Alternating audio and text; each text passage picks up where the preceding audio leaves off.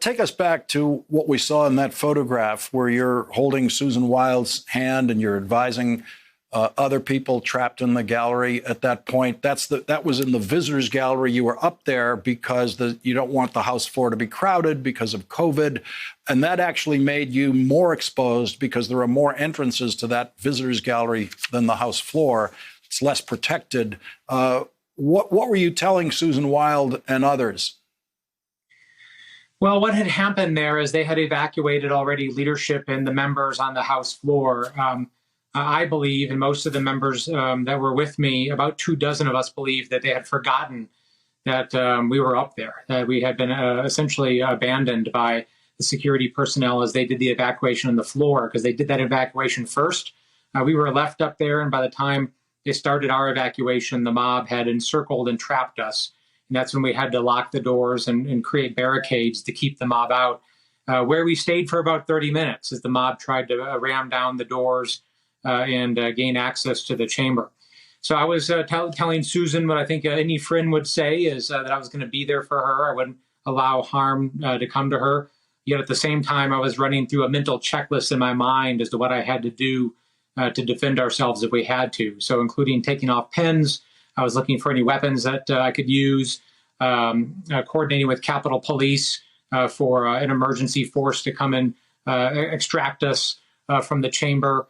As well as just thinking about different ways of getting us out of the chamber at that point. What could you have used as a weapon in that situation? The only thing I could find was my pen in my pocket, Lawrence. So the chairs are actually bolted to the floor, so I had my pen. Honestly, there was a couple of minutes where I was thinking about asking one of the officers for his gun. Because I've been in combat. I've used lethal force in combat. I've led over 100 combat missions, and I do know that I'm capable of using that type of force if I was necessary to defend my friends and my colleagues. I didn't know whether or not the police were capable or willing of doing that.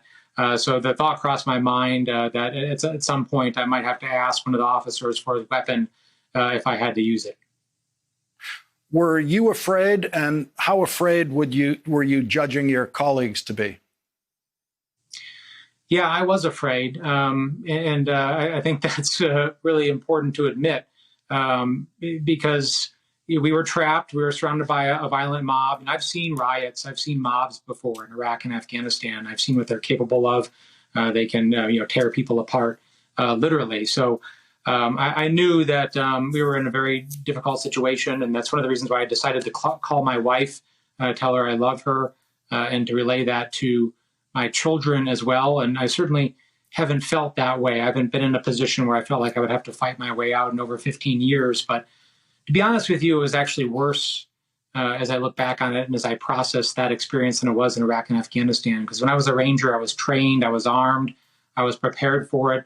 It was what I was there to do. None of us were ever expecting to be in that position and as vulnerable as we were that day. So that's something that we're still coming to terms with and grappling with. But we will, and at the same time, we have to